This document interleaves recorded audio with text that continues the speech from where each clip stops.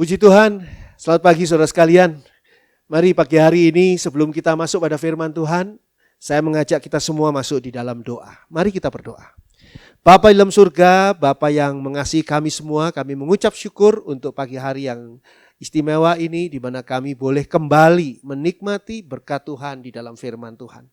Kami mau serahkan hati kami masing-masing ke dalam tangan Tuhan. Biarlah Tuhan, Engkau sendiri yang akan menolong kami melalui Roh-Mu yang kudus, mengurapi kami melalui Roh-Mu yang kudus untuk kami bisa memahami setiap bagian dari firman Tuhan ini, dan firman Tuhan bisa menjadi berkat bagi kami dalam kehidupan kami sehari-hari. Bapa dalam surga, berkati mereka yang saat ini menyaksikan video ini ya Bapa, dan biarlah di dalam menyaksikan video khotbah ini mereka terus ditolong oleh Roh Kudus sendiri di dalam memusatkan perhatian mereka dengan baik, sehingga mereka bisa menerima berkat Tuhan melalui firman Tuhan ini. Dan hamba-Mu yang Tuhan sudah pilih, biarlah Engkau sendiri juga yang mengurapi hamba-Mu dengan kuasa Roh-Mu yang kudus, sehingga hamba-Mu ini bisa menyampaikan apa yang menjadi isi hati Tuhan yang hendak Tuhan sampaikan pada pagi hari ini di dalam kasih kemurahan Tuhan ini. Terima kasih Bapa, kami siap menerima firman Tuhan. Di dalam nama Tuhan Yesus kami berdoa. Haleluya. Amin. Puji Tuhan. Di dalam kehidupan kita sehari-hari tentunya kita akan berusaha hidup yang baik, hidup yang nyaman, hidup yang menyenangkan. Selalu ketika kita bangun pagi, kita selalu berharap agar hari ini menjadi hari yang indah. Ada pengalaman yang indah, ada berkat Tuhan yang baru yang kita alami, yang kita nikmati. Tapi ternyata di dalam kehidupan kita harus berhadapan dengan hal-hal yang justru tidak sesuai seperti yang kita harapkan. Sebagaimana yang ada pada doanya Musa pada Mazmur 90 ayat yang ke-10. Mazmur 90 ayat 10. Masa hidup kami 70 tahun, dan jika kami kuat 80 tahun. Dan kebanggaannya adalah kesukaran dan penderitaan, sebab berlalunya buru-buru dan kami melayang lenyap. Ini kata Musa di dalam doa Musa di Mazmur 90 merupakan hal yang kalau kita lihat tidak salah ya. Hidup kita manusia di dunia ini seringkali didominasi oleh kesukaran dan penderitaan. Dikatakan di sini, masa hidup kami 70 tahun dan jika kami kuat 80 tahun, dan kebanggaannya adalah kesukaran dan penderitaan. Jadi dominasi dari kehidupan kita adalah kesukaran dan penderitaan. Dan itu pun kita rasakan terlalu cepat waktu kita di dunia ini. Baru saja kita mulai sesuatu, sudah harus berakhir. Baru saja kita mulai menikmatinya, sudah harus hilang. Tapi inilah kehidupan manusia, didominasi oleh kesukaran dan penderitaan. Apa sebabnya? Karena dunia ini bukan Taman Eden. Kita tidak boleh lupa ya, dunia ini bukan Taman Eden. Dan dosa membuat manusia terusir dari Taman Eden. Allah tidak menempatkan kita di dunia. Allah tidak menciptakan manusia untuk ditempatkan di dunia. Kalau kita baca pada Kejadian pasal 1, pasal 2, kita bisa melihat di sana. Allah menciptakan manusia, ditempatkannya di Taman Eden. Untuk mengurus Taman Eden. Di sanalah Adam dan Hawa ditempatkan oleh Tuhan. Di Taman Eden tidak ada kesukaran. Di Taman Eden tidak ada penderitaan. Tapi dosa membuat manusia harus terusir dari Taman Eden. Terusir dari segala kenyamanan, segala keindahan, segala ketenangan dalam kehidupan kita ini, dan masuk ke dalam dunia, di mana di dunia ini isinya cuma kesukaran dan penderitaan. Karena dosa yang sudah membuat manusia terusir dari Taman Eden. Lalu pertanyaannya sekarang begini. Kita yang sudah beriman pada Tuhan Yesus, dikatakan bahwa ketika kita berada dan menerima Tuhan Yesus sebagai juru selamat, maka kita memiliki satu hidup yang baru. Kita yang sudah beriman pada Tuhan Yesus, mengapa juga seringkali masih mengalami kesukaran dalam kehidupan kita? dan masih mengalami penderitaan di dalam kehidupan kita. Mengapa kita yang sudah beriman pada Tuhan Yesus masih merasakan ada sakit penyakit di tubuh kita? Masih ada hal-hal yang sulit diperjuangkan di dalam usaha kita. Di dalam rumah tangga kita, di dalam keluarga kita masih ada problem. Mengapa kita masih harus mengalami kesukaran dan penderitaan padahal kita adalah orang-orang yang beriman pada Tuhan Yesus? Saya ajak kita membuka kembali Mazmur 90. Mazmur 90 kita baca ayat 7 sampai dengan ayat yang ke-9. Mazmur 90 ayat 7 sampai dengan 9. Sungguh kami habis lenyap karena murka-Mu, dan karena kehangatan amarah-Mu kami terkejut. Engkau menaruh kesalahan kami di hadapan-Mu, dan dosa kami yang tersembunyi dalam cahaya wajah-Mu. Sungguh segala hari kami berlalu karena gemas-Mu.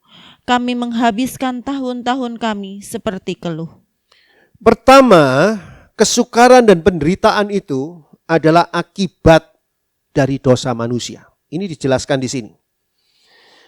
Sungguh, kata ayat 7, kami habis lenyap karena murka-Mu, dan karena kehangatan amarah-Mu kami terkejut. Engkau menaruh kesalahan kami di hadapan-Mu, dan dosa kami yang tersembunyi dalam cahaya wajah-Mu. Orang umumnya melakukan dosa secara tersembunyi, tidak terang-terangan.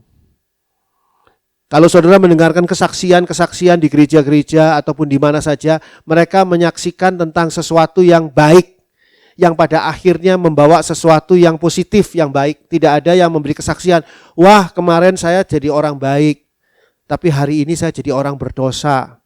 Saya melakukan dosa, saya begini bla bla bla. Nggak ada yang pamer dosanya, nggak ada. Karena dosa itu tidak baik, disembunyikan. Tapi dikatakan di sini, dosa-dosa itu malah diletakkan dalam cahaya wajah Tuhan. Kita kadang-kadang merasa bahwa ketika kita melakukan dosa, tidak ada yang tahu. Tidak seorang pun tahu. Semuanya tersembunyi. Kita tutupi rapat-rapat. Tapi apa yang kita lakukan itu ternyata kita lakukan tepat di depan mata Tuhan. Jadi Tuhan tahu segala apa yang kita lakukan. Walaupun kita sudah sembunyikan dengan baik. Dikatakan di sana, sungguh ayat 9, segala hari kami berlalu karena gemas-Mu. Kami menghabiskan tahun-tahun kami seperti keluh akibat dosa. Yang pertama adalah kesukaran dan penderitaan adalah akibat dosa manusia. Sehingga kesukaran dan penderitaan berfungsi sebagai penghukuman selama masih hidup di dunia. Jadi mengapa seringkali kita mengalami kesukaran dan penderitaan? Karena ini berfungsi sebagai penghukuman. Penghukuman bukan penghukuman akhir, tapi penghukuman selama masih tinggal di dunia. Ini bukan berarti nantinya kita akan bebas dari neraka, oh tidak. Di dunia ini kita harus mempertanggungjawabkan apa yang sudah kita lakukan secara salah di dalam apa yang dikatakan sebagai dosa. Itu sebabnya ketika dulu saya melayani di LP ya, penjara ya. Saya melayani di sana bertemu dengan orang-orang yang sudah begitu banyak berbuat kesalahan, berbuat tindakan kriminal. Lalu ada mereka yang bertobat atau banyak yang bertobat. Banyak yang mau hidup baru. Lalu mereka katakan, "Pak, kalau saya sudah bertobat, saya sungguh-sungguh bertobat di hadapan Tuhan. Tapi masa hukuman saya ini masih ada di depan 5 tahun lagi. Apa saya bisa keluar dari penjara saat ini?" Saya bilang enggak bisa. Sebab apa? Kamu bertobat dan dosamu diampuni oleh Tuhan. Sehingga kamu tidak perlu lagi memikul akibat dosamu nanti di dalam penghukuman kekal di dalam neraka. Tapi berbeda dengan di dunia. Kesukaran dan penderitaan masih harus dirasakan sebagai akibat langsung dari dosa yang dilakukan. Kenapa? Penghukuman ini baik. Penghukuman ini memberikan efek jera. Sehingga orang jera tidak lagi melakukan kesalahan itu. Jadi ini juga satu hal ya, yang menunjukkan apa? Kesukaran dan penderitaan itu memang memberikan efek jera. suatu kesempatan untuk berperan sebagai penghukuman. Sehingga perlu sekali kita mengevaluasi. Kita perlu sekali mengintrospeksi akan kehidupan kita. Agar kita tidak hidup dalam dosa. Ada dua hal loh sebetulnya. Ada yang jatuh dalam dosa. Dan yang kedua adalah hidup dalam dosa. Jatuh dalam dosa itu ya tidak diharapkan, tapi adalah sesuatu hal yang ya mungkin tidak bisa dikatakan tidak sengaja, karena sengaja juga. Tapi jatuh dalam dosa itu menunjukkan bahwa saat itu dia jatuh dalam dosa dan dia menyesalinya, dia bertobat dan dia kapok dan tidak mau lagi jatuh dalam dosa. Tapi kalau hidup dalam dosa adalah orang yang terlanjur menikmati dosa itu. Sehingga dosa itu menjadi suatu kebutuhan hidupnya. Kalau dia tidak melakukan dosa itu, dia rasanya kurang nyaman hidupnya. Sehingga dia hidup dalam dosa. Nah, kita harus mengevaluasi diri kita, mengintrospeksi diri kita. Jangan sampai kita ini hidup dalam dosa. Kalau jatuh dalam dosa mungkin musibah. Jatuh dalam dosa ya mungkin musibah lah. Mungkin ya. Tapi ada juga seperti tadi saya katakan disengaja. Tapi kita bertobat. Tapi kalau hidup dalam dosa biasanya tidak bertobat. Terus saja melakukan lagi dan melakukan lagi. Enggak ada jerahnya. Padahal kesukaran dan penderitaan menanti. Daud memberitahukan seperti ini pada Mazmur 32. Mari kita buka. Mazmur 32 ayat 1 sampai dengan ayat 5.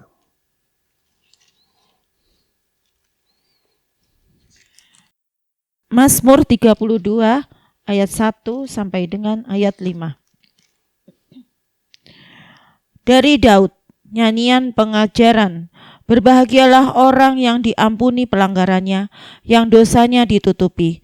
Berbahagialah manusia yang kesalahannya tidak diperhitungkan Tuhan, dan yang tidak berjiwa penipu. Selama aku berdiam diri, tulang-tulangku menjadi lesu, karena aku mengeluh sepanjang hari. Sebab siang malam tanganmu menekan aku dengan berat, sumsumku menjadi kering, seperti oleh teriknya musim panas. Dosaku kuberitahukan kepadamu, dan kesalahanku tidaklah kusembunyikan. Aku berkata, aku akan mengaku kepada Tuhan pelanggaran-pelanggaranku, dan Engkau mengampuni kesalahan karena dosaku. Di dalam Mazmur 32 ayat 1 sampai dengan 5, Daud mengajarkan kepada kita semua agar kita menyadari, itu pertama, menyadari dosa kita. Lalu kemudian mengakui dosa itu di hadapan Tuhan. Dan yang kemudian adalah meminta ampun, pengampunan Tuhan. Kalau kita tidak menyadari dosa kita, atau kita pura-pura tidak merasa berdosa, kita seolah-olah menganggap ringan akan dosa itu, maka dosa itu tetap melekat pada kita. Tapi dibutuhkan di sini menyadari dosa. Supaya apa? Supaya kita bisa mengakui dosa. Di dalam Mazmur 32 ayat 3 misalnya dikatakan di sana, selama aku berdiam diri, tulang-tulangku menjadi lesu karena aku mengeluh sepanjang hari. Berdiam diri di sini adalah karena dia tidak menyadari dosanya. Dianggap itu hal yang biasa. Orang lain juga melakukan begitu kok, masa saya nggak boleh melakukan begitu? Banyak orang umumnya melakukan begitu, saya kan nggak apa-apa melakukan seperti itu. Nah, orang seperti ini adalah orang yang tidak menyadari dosanya. Dikatakan di sini ayat 3, selama aku berdiam diri. Apa yang terjadi kalau dia mendiamkan dosanya, tidak mau menyadari dosanya? Tulang-tulangku menjadi lesu. Tulang-tulang ini adalah penopang kehidupan kita. Gambaran penopang kehidupan kita. Penopang akan tubuh kita. Menjadi lesu. Karena aku mengeluh sepanjang hari. Bawaannya itu enggak enak perasaannya. Bawaannya itu enggak enak hatinya. Ada sesuatu yang rasanya enggak anjel gitu. Tapi enggak tahu apa ini. Kayak ada beban gitu. Ini dosa. Dosa yang tidak disadari. Tidak mau disadari. Dikatakan juga ayat 4. Sebab siang malam tanganmu menekan aku dengan berat. Sumsumku menjadi kering seperti oleh teriknya musim panas. tangan Tuhan yang menekan ini adalah hal yang baik. Karena memaksa kita, dalam tanda kutip memaksa kita, untuk menyadari dosa kita dan mengakuinya di hadapan Tuhan.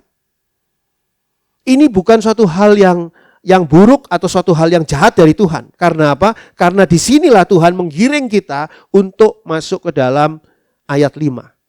Dosaku kuberitahukan kepadamu dan kesalahanku tidaklah kusembunyikan. Memangnya kalau kita tidak memberitahu dosa kita kepada Tuhan, terus Tuhan tidak tahu? Oh, Tuhan tahu. Tapi Tuhan menunggu pemberitahuan dari kita. Sebab di sana terkandung bahwa kita menyadari dan kita mengakui dosa kita.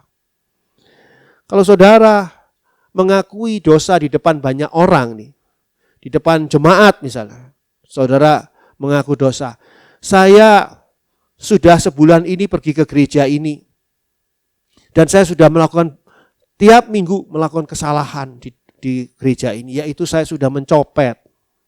Maka saya rasa tiap kali saudara datang ke gereja itu lagi, saudara akan dilihat sama jemaat semua dan mereka semua hati-hati terhadap tasnya mereka masing-masing. Karena ini pencopet, walaupun saudara sudah bertobat. Kalau manusia hanya melihat akan kesalahan. Sehingga tidak diharapkan di sini atau tidak ditunjukkan di sini bahwa saudara harus mengakui di depan manusia, tapi mengakui di hadapan Tuhan. Yang penting di sini adalah hati kita menyadari dan mengakui dosa itu di hadapan Tuhan dan meminta pengampunannya. Aku berkata ayat 5, aku akan mengaku kepada Tuhan pelanggaran-pelanggaranku dan engkau mengampuni kesalahan karena dosaku. Jadi kalau kita lihat di sini apa yang diajarkan oleh Daud ini adalah kalau kita mengalami kesukaran dan penderitaan, coba evaluasi diri. Coba introspeksi diri. Jangan-jangan masih ada kehidupan dosa. Masih hidup di dalam dosa. Bukan jatuh dalam dosa, tapi hidup dalam dosa. Dan kalau ternyata kita menyadari, oh iya ya, saya masih menyimpan dosa. Masih menyimpan dosa yang tidak boleh ada dalam hidup saya. Saya masih bohong, saya masih menipu orang, saya masih tidak hidup kudus, saya masih hidup dalam pornografi, saya masih hidup dalam perselingkuhan, saya masih hidup dalam kondisi-kondisi yang tidak berkenan di hadapan Tuhan, saya masih hidup menipu orang dan sebagainya. Maka dosa itu harus kita akui di hadapan Tuhan dan meminta pengampunannya. Jangan seperti yang dikatakan pada ayat 8 dan 9 pada Mazmur 32 ini. Aku hendak mengajar dan menunjukkan kepadamu jalan yang harus kau tempuh, kata Tuhan. Aku hendak memberi nasihat, mataku tertuju kepadamu. Jadi Tuhan ini mau mengajarkan kepada kita jalan yang harus kita tempuh. Tapi kalau kita masih mengambil jalan dosa, kita tidak mungkin bisa menempuh jalan yang Tuhan tunjukkan. Yang harus kau tempuh.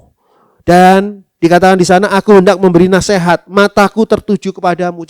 Sehingga ketika Tuhan mengawasi kita, bukan Tuhan mengawasi kita sebagai polisi yang sedang mau mencari kesalahan kita atau bagaimana, tidak. Tapi Tuhan mau mengawasi kita untuk menjaga kita supaya kita tidak keluar dari jalan Tuhan. Ayat 9, janganlah seperti kuda atau bagal yang tidak berakal. Bagal ini adalah anak perkawinan antara kuda dengan keledai. Kuda dan keledai itu anaknya namanya bagal. Janganlah seperti kuda atau bagal yang tidak berakal, yang kegarangannya harus dikendalikan dengan tali les dan kekang. Kalau tidak, ia tidak akan mendekati engkau. Sehingga kita perlu untuk hidup kita jangan seperti kuda atau bagal yang harus dikendalikan dengan kesukaran dan penderitaan. Supaya jalan di jalan yang benar. Ada orang-orang yang ketika dia mengalami kesukaran dalam hidupnya, penderitaan dalam hidupnya, dia jadi dekat sama Tuhan. Hidupnya jadi benar mengikuti firman Tuhan. Tapi begitu Tuhan angkat kesukarannya, penderitaannya diangkat oleh Tuhan, maka hidupnya kembali ke dalam jalan dosa. Sehingga harus apa? Harus dikasih kesukaran lagi. Harus diberi penderitaan lagi. Baru hidupnya benar lagi. Nanti kalau kesukaran ini diangkat oleh Tuhan, penderitaan disingkirkan oleh Tuhan, dia jalan lagi ke dalam jalan dosa. Ini seperti kuda atau bagal. yang harus dikendalikan, dikatakan di sini dengan tali les dan kekang. Kalau tidak pakai tali les dan kekang, nggak bisa nurut. Makanya kalau saudara melihat kuda yang dinaiki manusia ataupun kuda yang menarik kereta, selalu ada tali les dan kekangnya di mulutnya. Nggak bisa kuda ini cuma diberitahu gini, kuda ayo jalan, jangan terlalu cepat ya, pelan-pelan. Belok kiri, belok kanan, nggak bisa. Harus ditarik talinya ke kiri baru dia ke kiri. Tarik talinya ke kanan baru dia ke kanan. Apakah kita akan seperti kuda dan bagal yang harus dikendalikan oleh kesukaran? Kesukaran narik baru nurut, penderitaan narik baru ngikut. Apa seperti itu? Sehingga Daud memberi nasihat di sini, sadarilah dosamu. Gak usah nyari-nyari dosanya orang lain, itu bukan urusan kita. Carilah dosanya kita sendiri. Sadarilah dan akuilah dosa kita di hadapan Tuhan dan minta pengampunannya. Itu yang paling penting. Saudara mencari tahu tentang dosanya orang lain, apa gunanya? Nanti orang lain itu malah sadar, malah bertobat, malah diselamatkan oleh Tuhan. Dan saudara yang tidak mengkoreksi diri sendiri malah tetap berada di dalam kehidupan dalam dosa. Apa gunanya? Introspeksi diri. Apakah hidupku ini seperti kuda atau bagal? Atau hidupku ini seperti manusia yang benar-benar mempunyai hikmat Tuhan. Sehingga Tuhan cukup ngomong, kamu harusnya ke kiri, lalu kita ke kiri. Kamu harusnya ke kanan, maka kita ke kanan. Ada Roh Kudus yang Tuhan berikan untuk memimpin hati kita dan menunjukkan kemana dan bagaimana. Apa yang harus kita lakukan dalam kehidupan kita. Sehingga kita selalu berada di dalam berkat Tuhan. Bukan berada dalam kesukaran dan penderitaan. Yang kedua, Mazmur 34. Mazmur ke-34 dari Daud ini ayat 20. Mazmur 34 ayat 20. Kemalangan orang benar banyak, tetapi Tuhan melepaskan dia dari semuanya itu. Mazmur 34 ayat 20 ini menunjukkan kepada kita mengapa ada kesukaran dan penderitaan dalam kehidupan orang-orang percaya dan beriman pada Tuhan Yesus. Yang pertama adalah kesukaran dan penderitaan itu akibat dosa manusia. Orang yang sudah percaya Tuhan Yesus, sudah menerima Tuhan Yesus sebagai juru selamat, bukan berarti orang itu sudah tidak bisa berbuat dosa. Orang itu masih bisa berbuat dosa, bisa jatuh dalam dosa, bisa hidup dalam dosa. Hati-hati. Kalau saudara melayani Tuhan, baik, tapi tidak menjamin saudara itu tidak hidup dalam dosa. Koreksi diri, apakah saya hidup dalam dosa atau tidak. Itu yang pertama. Yang kedua adalah kesukaran dan penderitaan ini adalah salib yang harus dipikul oleh orang-orang yang beriman kepada Tuhan Yesus. Sehingga dikatakan di sini pada ayat 20, kemalangan orang benar itu banyak. Orang ini sudah orang benar nih. Orang ini sudah hidup dalam kebenaran firman Tuhan. Tapi kok dikatakan kemalangan orang benar itu banyak. A righteous man may have many troubles. Sudah righteous man, sudah manusia yang benar, kata New International Version. Kok masih punya many troubles? Kok masih punya banyak persoalan? Tetapi Tuhan melepaskan dia dari semuanya itu. Bagaimana dia bisa mengalami Tuhan yang melepaskan kalau dia tidak pernah mengalami kesukaran? Sehingga kesukaran, kemalangan ini adalah kesukaran, penderitaan, kemalangan dan sebagainya, ini adalah salib yang harus dipikul oleh orang-orang yang beriman kepada Tuhan Yesus. Bukan berarti kalau kita mengikut Tuhan Yesus berarti hidup kita sudah bebas dari kesukaran, bebas dari penderitaan. Ingat firman Tuhan Mazmur 34 ayat 20 ini, kemalangan orang benar banyak. Bukan ya adalah 1-2, enggak. Banyak kemalangan orang benar. Tetapi ayatnya tidak berhenti sampai di sana. Tetapi Tuhan melepaskan dia dari semuanya itu. Kemalangan orang yang tidak benar banyak. Tapi Tuhan diamkan. Tidak dilepaskan. Tapi kemalangan orang benar banyak. Orang benar ini orang percaya pada Tuhan Yesus. Benar melakukan firman Tuhan dengan benar. Kemalangannya banyak. Tapi Tuhan melepaskannya. Karena itu adalah sebagai salib yang harus dipikul oleh orang-orang yang beriman pada Tuhan Yesus. Saudara masih ingat apa yang dikatakan oleh Tuhan Yesus? Matius 16 kita baca. Matius 16 ayat 24. Matius 16 ayat 24. Lalu Yesus berkata kepada murid-muridnya, "Setiap orang yang mau mengikut aku, ia harus menyangkal dirinya, memikul salibnya dan mengikut aku." Kata Tuhan Yesus nih memberitahukan kepada kita semua dengan sangat jelas, sangat jujur. Sangat jelas. Dikatakan di sini, lalu Yesus berkata kepada murid-muridnya. Tuhan Yesus berkata kepada murid-muridnya. Tuhan Yesus bukan berkata kepada orang-orang banyak, bukan. Tapi pada murid-muridnya. Orang-orang yang sudah mengambil keputusan mau menjadi murid Tuhan Yesus. Setiap orang yang mau mengikut aku, menjadi followernya Tuhan Yesus. Setiap orang yang mau disebut sebagai pengikut Kristus. Kita ini disebut pengikut Kristus. Namanya kita Kristen. Kristen adalah pengikut Kristus. Setiap orang yang mau mengikut aku, ia harus pertama menyangkal dirinya, kedua memikul salibnya, dan ketiga mengikut aku. Menyangkal dirinya adalah ketika kita tidak mau menggunakan hak kita sesungguhnya, ataupun kesempatan bagi kita, ataupun segala sesuatu yang seharusnya porsi kita, kita tidak mau gunakan itu demi Tuhan Yesus. Itu menyangkal diri. Kita menyangkal diri harusnya masih bisa tidur sampai siang hari. Tapi hari ini saya mau ibadah di hadapan Tuhan. Sehingga saya bangun untuk beribadah. Harusnya begitu bangun tidur saudara bisa cek handphone saudara. Saudara mungkin dapat kiriman WA apa dari teman saudara tadi malam. Tapi enggak, saya mau doa dulu. Ini saudara menyangkal diri. Itu hak saudara sebetulnya. Tapi saudara sengaja menyingkirkan semua itu untuk mengutamakan Tuhan di atas segala-galanya. Saudara seharusnya ketika saudara punya uang di kantong saudara, saudara bisa belanjakan untuk kepentingan, kenikmatan hidup saudara. Tapi enggak, saya mau memberi persembahan kepada Tuhan. Ini menyangkal diri. Karena seharusnya itu adalah kenikmatan bagi saudara, tapi sekarang saudara persembahkan untuk kemuliaan nama Tuhan. Untuk pekerjaan Tuhan.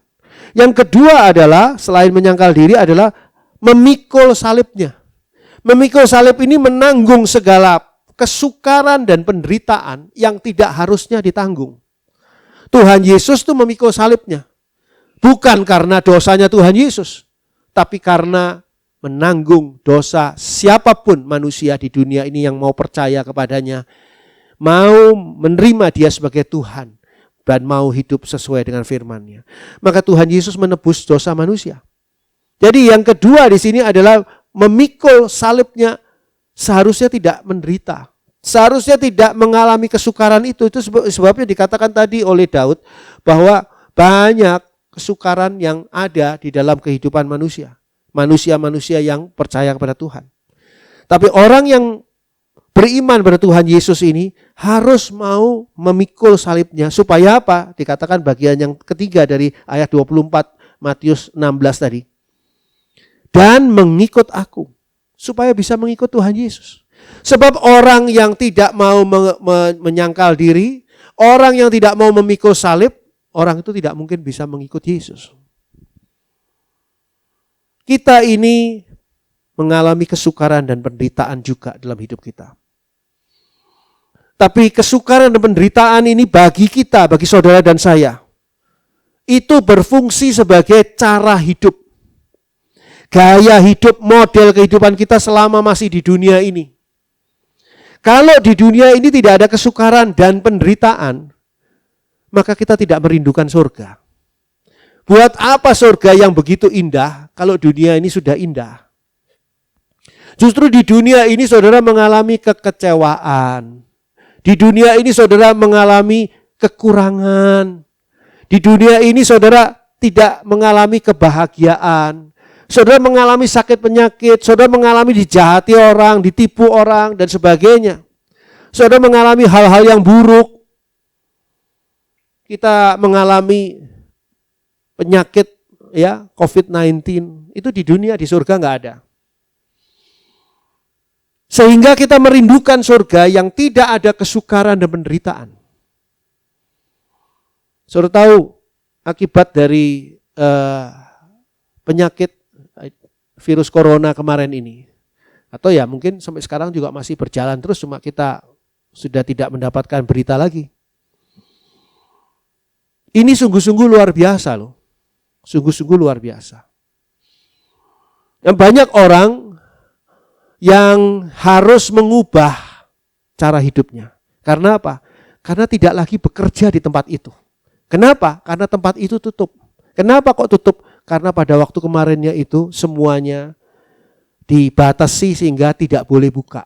Tidak boleh ada aktivitas bisnis itu. Tidak boleh ada aktivitas dagang ini. Tidak boleh begini, tidak boleh begitu. Perekonomian semua negara di dunia mengalami kegoncangan. Dan itu menimbulkan apa? Kesukaran dan penderitaan. Kalau tadinya masih punya penghasilan, sekarang tidak lagi. Padahal anak-anak masih sekolah, masih harus dibayar. Sebagian anak-anak masih harus bayar uang kuliah. Tapi semuanya menjadi kondisi yang tiba-tiba berubah hanya karena virus corona. Virus corona bicara soal kesehatan, tapi dampaknya kemana-mana. Dampaknya ke perekonomian, keuangan, dampaknya ke hal sosial, dampaknya ke cara berpikir politik. Sudah mulai berubah cara berpikir politik. Dan orang sudah mulai, saudara bisa tahu ya bagaimana orang-orang yang sebelum ada virus corona, mereka mengalami penyakit. Katakanlah mereka harus cuci darah seminggu sekali di rumah sakit. Harus kemoterapi karena kanker. Atau ada penyakit-penyakit lain yang secara rutin, dulu penyakit jantung yang harus diperhatikan. Di sebelum masa ada COVID-19. Ketika ada penyakit ini masuk dan seluruh rumah sakit konsentrasinya pada orang-orang yang kena virus corona, maka penyakit-penyakit ini dilupakan. Apa mereka terus sembuh sendiri? Oh enggak, mereka makin parah.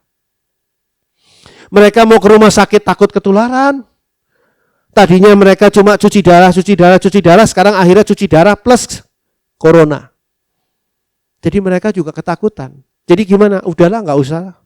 Dan kondisi tidak melakukan apa yang harus mereka lakukan untuk menjaga kesehatan mereka, apakah akan memperbaiki kesehatan mereka? Oh enggak. Sehingga banyak orang yang meninggal dunia juga bukan gara-gara COVID-19, tapi gara-gara penyakitnya yang rutin yang sebelumnya sudah ada pada diri orang itu dan tidak mampu dirawat lagi. Karena semua konsentrasinya ke arah COVID-19. Dan ini merupakan hal yang sangat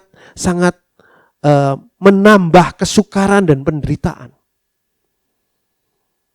Belum lagi karena kondisi yang seperti ini, kondisi keuangan yang seperti ini, kriminalitas meningkat.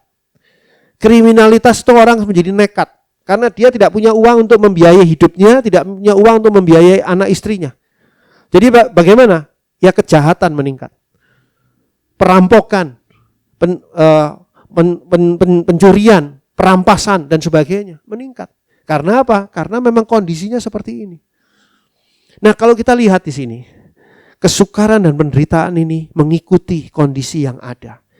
Tapi bagi saudara dan saya, orang-orang yang beriman pada Tuhan Yesus, kita jalani ini bukan sebagai hukuman, tetapi sebagai salib yang harus kita jalani.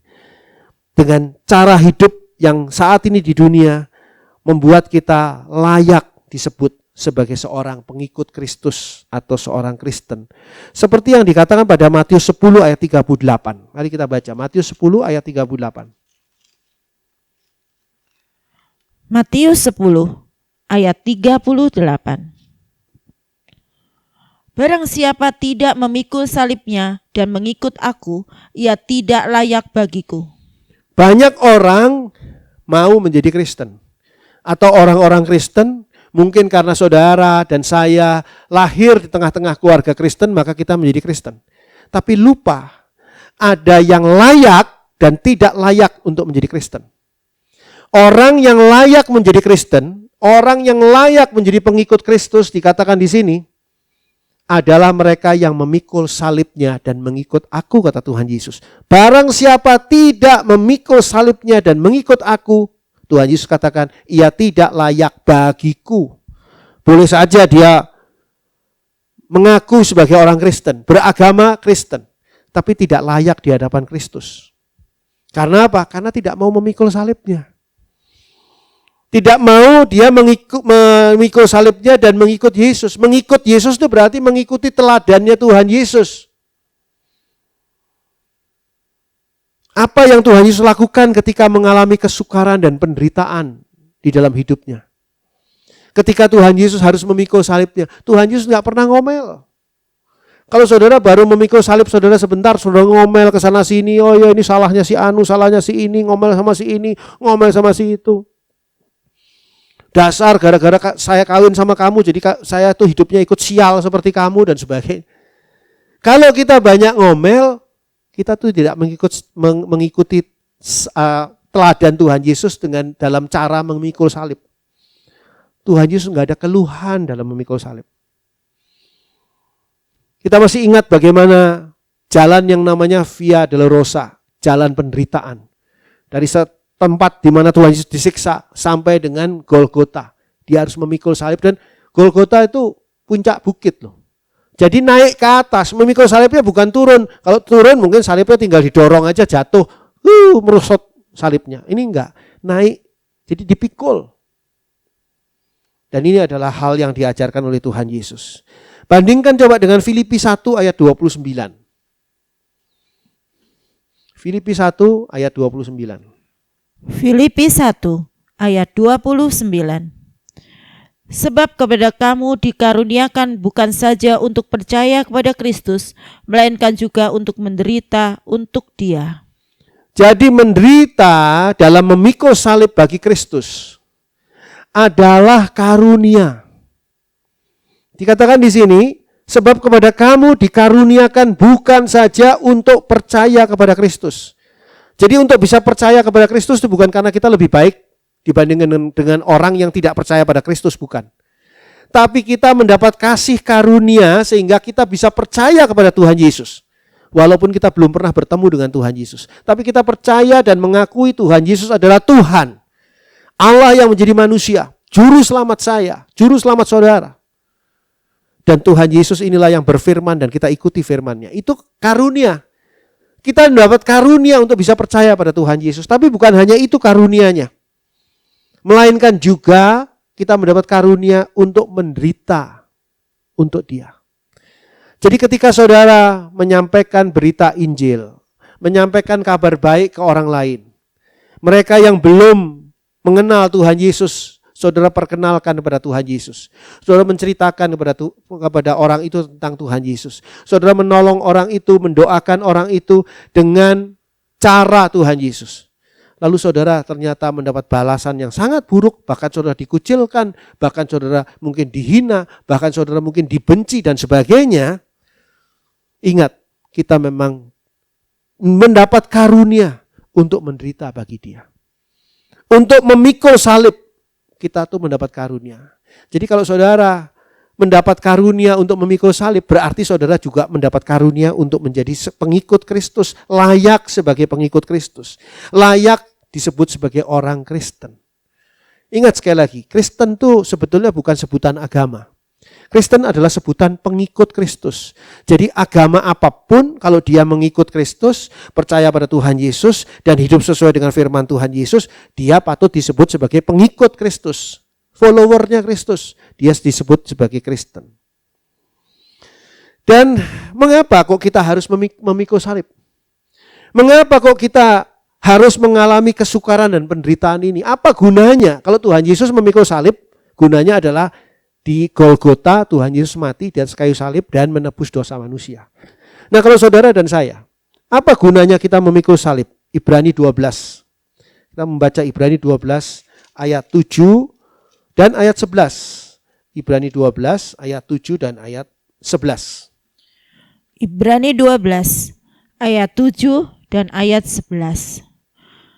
Jika kamu harus menanggung ganjaran, Allah memperlakukan kamu seperti anak. Di manakah terdapat anak yang tidak dihajar oleh ayahnya? Memang tiap-tiap ganjaran pada waktu ia diberikan tidak mendatangkan sukacita, tetapi duka cita. Tetapi kemudian ia menghasilkan buah kebenaran yang memberikan damai kepada mereka yang dilatih olehnya. Memang ketika pemenang itu, juara itu mengangkat piala kejuaraannya, memang menyenangkan. Semua orang bertepuk tangan, bersorak-sorai menyambut kemenangan juara ini. Pialanya diangkat tinggi-tinggi. Bangganya luar biasa. Luar biasa, gembiranya luar biasa. Memang saat kemenangan itu menggembirakan. Tapi di balik kemenangan itu ada satu masa proses pembentukan seorang juara. Proses pembentukan seorang juara ini yang seringkali merupakan kesukaran dan penderitaan. Di mana kita harus berlatih. Kita harus berlatih, tidak boleh ada kata lelah, tidak boleh ada kata bosan. Ayo latihan lagi, ayo lagi, ayo. Pelatih kita dengan keras. Semakin keras pelatih itu semakin baik. Sama seperti firman Tuhan di sini katakan pada ayat 7, jika kamu harus menanggung ganjaran, Allah memperlakukan kamu seperti anak. Di manakah terdapat anak yang tidak dihajar oleh ayahnya? Jadi ketika Tuhan membiarkan kesukaran dan penderitaan kita alami, saat itu kita sedang dibentuk pribadinya sebagai anak Allah. Kalau kita mau menjadi anak Allah, kita harus dibentuk pribadi kita untuk diubah menjadi anak Allah. Kalau saudara dan saya, kita sadari, kita itu dulunya adalah anaknya dosa. Kita dilahirkan dalam dosa. Kita dilahirkan dalam dunia yang berdosa. Kita sendiri orang berdosa. Tapi sekarang kita mau menjadi anak Allah. Jadi apa yang harus diubahkan, diganti di sini? Adalah pribadi kita. Dan pribadi kita ini hanya bisa dibentuk melalui apa? Didikan. Jika kamu harus menanggung ganjaran, artinya didikan yang keras, Allah memperlakukan kamu seperti anak. Di manakah terdapat anak yang tidak dihajar oleh ayahnya? Ayahnya ini menghajar anaknya bukan karena ayahnya itu benci kepada anaknya, bukan. Tapi supaya anak ini mempunyai satu kepribadian yang baik, kepribadian yang kuat. Ya memang tidak semua anak mau menerima didikan seperti ini. Kadang-kadang orang itu mau menerima bagian yang nyamannya saja. Bagian reward, bagian hadiah mau terima. Jadi nak, kalau kamu nanti naik kelas, saya akan berikan kepada kamu permintaan kamu. Kamu pengen apa? Oh, kamu pengen sepeda motor baru? Oke, nanti saya berikan sepeda motor baru. Dan itu senang. Ayah yang begitu disebutnya baik. Tapi bagaimana dia bisa naik kelas kalau dia tidak diawasi oleh ayahnya untuk belajar? Ketika dia lalai, dia dimarahi oleh ayahnya. Mungkin handphonenya, gadget gamenya itu diambil sementara oleh ayahnya supaya dia bisa belajar. Apakah karena ayahnya berbuat sesuatu yang jahat? Ayahnya ingin membuat dia sebagai anak yang mempunyai kepribadian yang baik. Kesukaran dan penderitaan dipakai oleh Allah untuk membentuk pribadi kita sebagai anak Allah.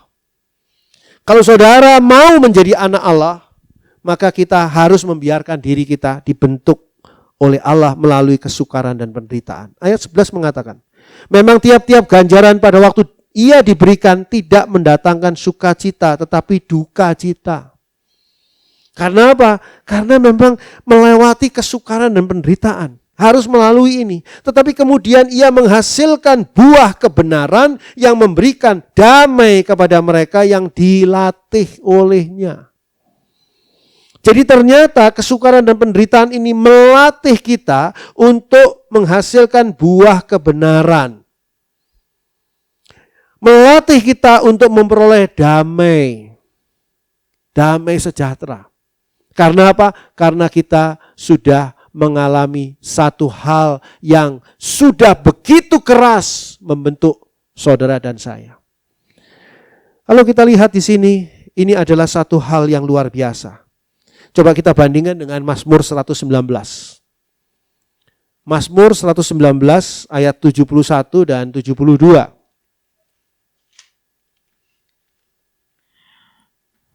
Mazmur 119 ayat 71 dan 72.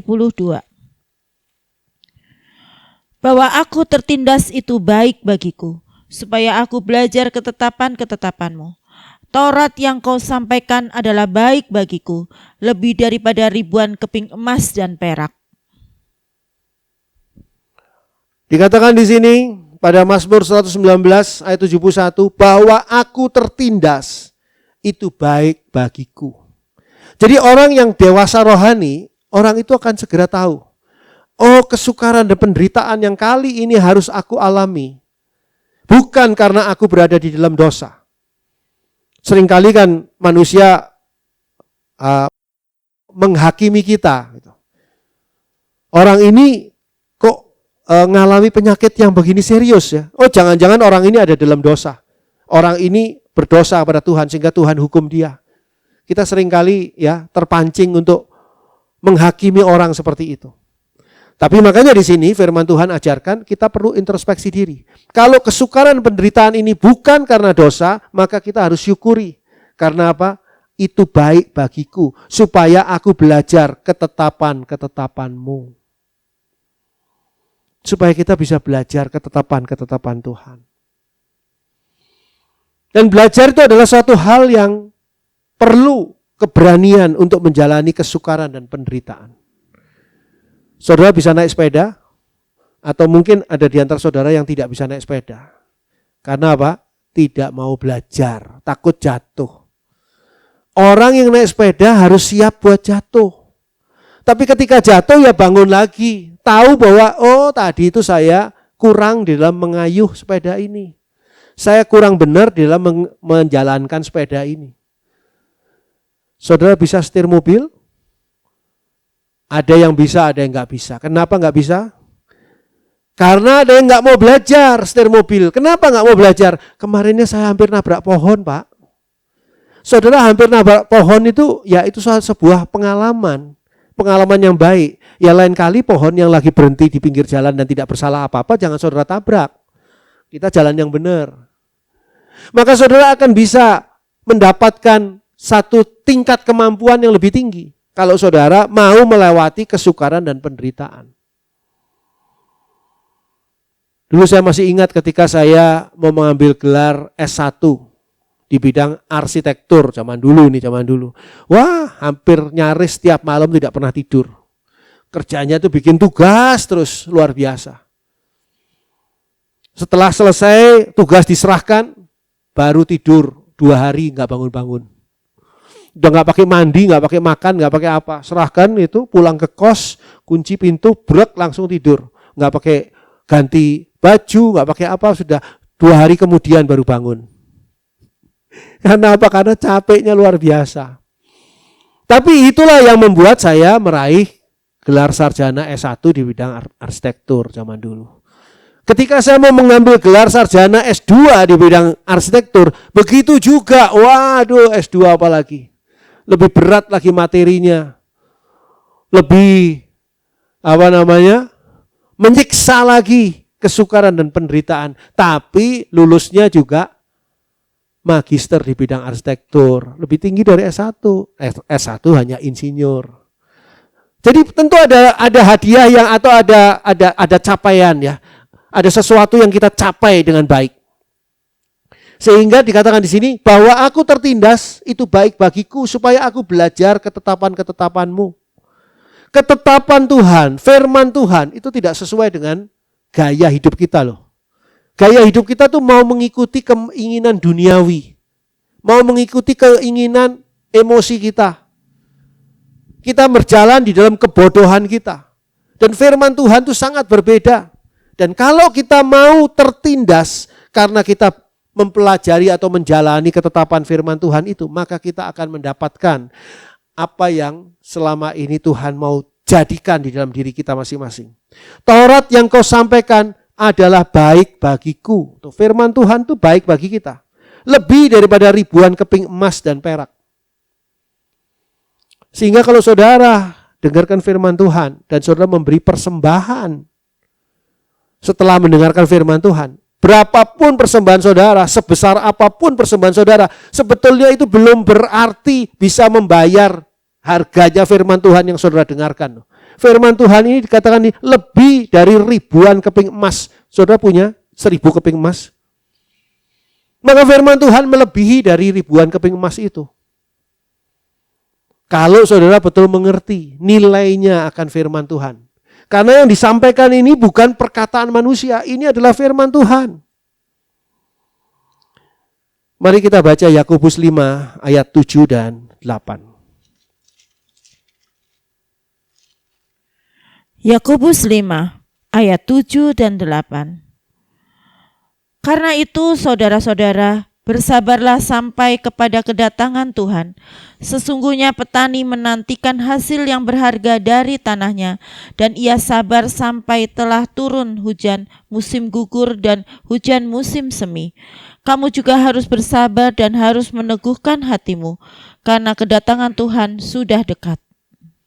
Dalam kita menjalani kesukaran dan penderitaan, kunci utamanya adalah bersabar.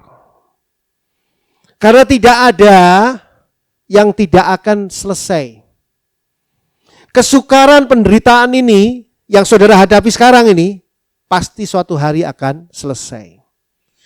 Selesainya bisa kesukaran penderitaan itu yang selesai atau hidup saudara yang selesai. Kalau hidup saudara selesai kan berarti saudara sudah bebas tugas. Tidak perlu lagi mengalami kesukaran penderitaan. Begitu juga ketika kesukaran dan penderitaan itu yang selesai. Pasti ada selesainya. Oleh sebab itu dikatakan di sini kuncinya adalah bersabar. Dikatakan pada ayat 7 dan 8 tadi. Karena itu saudara-saudara, bersabarlah sampai kepada kedatangan Tuhan. Begitu Tuhan datang menjemput saudara dan saya, sudah selesai kesukaran dan penderitaan yang harus kita alami di dunia. Sesungguhnya petani menantikan hasil yang berharga dari tanahnya, dan ia sabar sampai telah turun hujan musim gugur dan hujan musim semi. Seperti petani yang harus menanam, merawat akan pertaniannya. Tidak langsung besoknya tumbuh, menghasilkan, dijual ke pasar, dapat uang banyak. Oh tidak, harus bersabar. Itu sebabnya kadang-kadang orang yang tidak bersabar tidak jadi apa-apa. Sekarang dia buka jual makanan. Jual makanan belum ada yang kenal. Belum laku, dia sudah tidak sabar. Pindah ke jual baju. Jual baju belum ada yang laku. Belum banyak yang tahu. Belum ada yang kenal. Pindah lagi ke jual buku-buku. Lama-lama orang ini itu gak bisa jual apa-apa. Karena apa? Karena dia tidak sabar. Tidak ada yang sama dia ditekuni. Kalau ada yang ditekuni, jadi dia pasti sukses di bidang yang dia tekuni. Begitu juga ketika kita bersabar di dalam menekuni kesukaran dan penderitaan. Saudara mau melarikan diri pun, tetap saja kesukaran dan penderitaan itu nempel dalam hidup saudara. Mau ngomel gimana juga, bersungut-sungut, mau menyalah-nyalahkan Tuhan, atau menyalah-nyalahkan orang lain, atau menyalah-nyalahkan diri sendiri. Dasar, saya ini memang dilahirkan dari keluarga sial, makanya saya juga sial. Tidak berubah hidup saudara. Kalau kesukaran dan penderitaan ini belum selesai, ketika saudara tidak bersabar dan saudara malah bersungut-sungut, menyalah-nyalahkan diri sendiri, menyalahkan orang lain dan sebagainya, makin terasa berat kesukaran dan penderitaan itu. Ayat 9 mengatakan begini, ayat 9 dari Yakobus 5. Saudara-saudara, janganlah kamu bersungut-sungut dan saling mempersalahkan, supaya kamu jangan dihukum. Sesungguhnya hakim telah berdiri di ambang pintu. Bayangkan saudara, kesukaran dan penderitaan membuat kita bersungut-sungut. Selesai bersungut-sungut, kita dihukum. Jadi sudah mengalami kesukaran penderitaan, berat, sengsara, akhirnya apa? Dihukum. Karena apa? Karena bersungut-sungut, karena ngomel, karena menyalahkan semua pihak termasuk menyalahkan Tuhan. Seolah-olah Tuhan ini tidak memperdulikan saya. Semua firman Tuhan itu omong kosong. Buktinya hidup saya kok begini. Kok hidup saya penuh dengan kesukaran, penderitaan dan sebagainya. Dengan mempersalahkan Tuhan, Tuhan mah tetap Tuhan. Penderitaan tetap menempel pada kita. Tapi kita dapat bonus setelah itu, yaitu apa? Penghukuman. Dalam bersabar, kita akan punya semangat.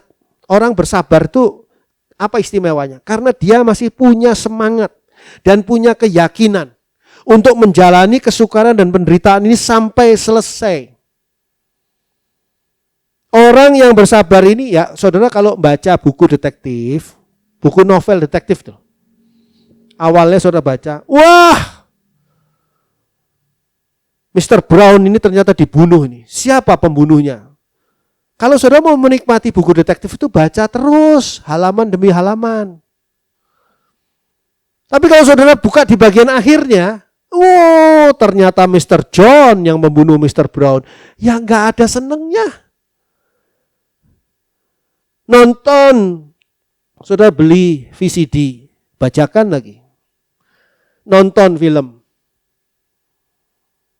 Apa? Knives Out. Kakek ini dibunuh sama siapa gitu kan? Daripada lama-lama udah filmnya dipercepat saja. Set, langsung di bagian akhir. Oh, dibunuh oleh. Saya nggak boleh ngomong nih. Kalau saya ngomong saudara nggak jadi nonton film itu nggak enak. Ya namanya bukan nonton film detektif. Ya. Dulu anak sekolahan itu akhirnya milih Zainab atau milih Sarah? Yang mana ini? Itu kan masih pertanyaan terus. Saudara nonton, beli CD. Saudara nonton VCD-nya, dipercepat di akhirnya. Oh, ternyata si Dul milih ini. Ya apa senengnya? Harus bersabar. Bersabar itu punya semangat dan keyakinan bahwa kesukaran dan penderitaan ini akhirnya selesai. Punya semangat dan keyakinan bahwa ketika saudara menjalani kesukaran dan penderitaan sampai selesai, maka saudara akan mendapat reward, mendapat hadiahnya. Bukan orang lain yang mendapat, saudara yang mendapatkan. Karena apa? Saudara sudah bersabar di dalam menjalani kesukaran dan penderitaan. Ingat apa yang dikatakan pada Roma 12 ayat 12. Ayat ini mudah dihafal. Roma 12 ayat 12. Roma 12 ayat 12. Bersukacitalah dalam pengharapan, sabarlah dalam kesesakan, dan bertekunlah dalam doa. Nasihat yang luar biasa. Bersukacitalah dalam pengharapan. Orang kalau lagi berharap itu jangan kesel hatinya, mengkel. Karena yang diharapkan ini kok rasanya nggak datang-datang sih. Saudara bukannya mendapat berkat loh. Malah saudara akan mungkin stroke jadinya. Karena mengharap tapi sambil jengkel-jengkel. Tapi bersukacitalah dalam pengharapan. Kalau saudara bersukacita dalam pengharapan, saudara malah awet muda. Umur KTP saudara masih tambah tua. Tapi saudara penampilannya tetap muda. Ini adalah hal yang sangat luar biasa. Ketika kita diberi nasihat untuk bersabar. Sabarlah dalam kesesakan. Kesesakan itu tidak akan bisa kita hadapi dengan baik kalau kita tidak bersabar. Kita tahu di dalam kita menjalankan kesukaran dan penderitaan, ada Tuhan Yesus yang menyertai kita. Jadi kita tidak berjalan seorang diri. Dan yang ketiga di sana, bertekunlah dalam doa. Orang yang tidak bersukacita dalam pengharapan, orang yang tidak bisa sabar dalam kesesakan, maka sulit untuk bertekun dalam doa. Bertekun dalam doa berarti bukan doa cuma satu kali. Doa lagi, doa lagi, doa lagi, dan doa lagi, dan doa lagi, dan doa lagi. Sabar di dalam berdoa. Bersukacita dalam berdoa. Tidak terpancing ngomel dalam doa. Tidak terpancing doanya isinya marah-marah pada Tuhan, tidak. Tapi yakin, penuh semangat bahwa doa itu didengarkan. Sehingga dia bisa dikatakan di sini pada ayat 12, bertekun dalam doa. Nasihat firman Tuhan pagi hari ini. Bersukacitalah dalam pengharapan. Sabarlah dalam kesesakan. Dan bertekunlah dalam doa. Puji Tuhan. Amin. Mari kita masuk dalam doa. Bapa dalam surga, terima kasih ya Bapa untuk semua berkat yang Engkau sudah berikan kepada kami. Untuk semua sukacita dan damai sejahtera yang Engkau sudah berikan kepada kami. Tapi kami juga mengucap syukur. Terima kasih Bapa dalam surga untuk kesukaran dan penderitaan yang Engkau biarkan kami alami untuk membentuk pribadi kami, untuk menyadarkan kami dari dosa kami, sehingga kami mengakuinya dan meminta ampun kepada Tuhan dan hidup baru di dalam kebenaran firman Tuhan. Kami mengucap syukur untuk kesukaran dan penderitaan yang Tuhan sengaja pakai untuk membentuk karakter dan pribadi kami, sehingga kami menjadi pengikut-pengikut Kristus yang layak mengikut Tuhan Yesus. Terima kasih Bapa. Tolong kami untuk menjalani semuanya itu dalam kesabaran penuh. Menjaga emosi kami sedemikian rupa sehingga kami tidak terpancing untuk bersungut-sungut dan mempersalahkan siapapun. Tolong kami ya Bapa untuk tetap punya semangat dan punya keyakinan penuh untuk menjalani kesukaran dan penderitaan yang harus kami jalani sampai selesai. Karena semuanya ini kami jalani tidak seorang diri. Ada Tuhan Yesus yang berjalan bersama dengan kami.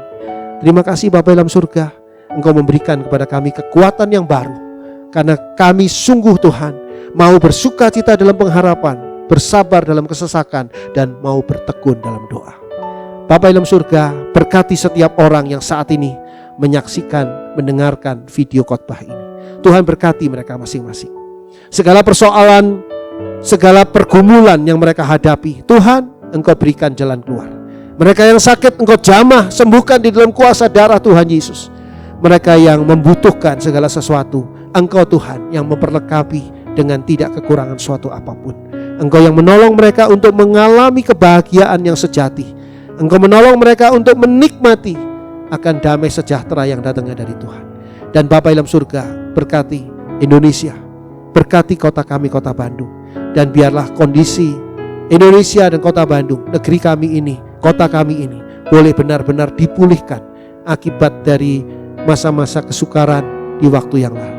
Terima kasih Bapa dalam surga. Bapa dalam surga, sekarang kami membuka diri kami masing-masing.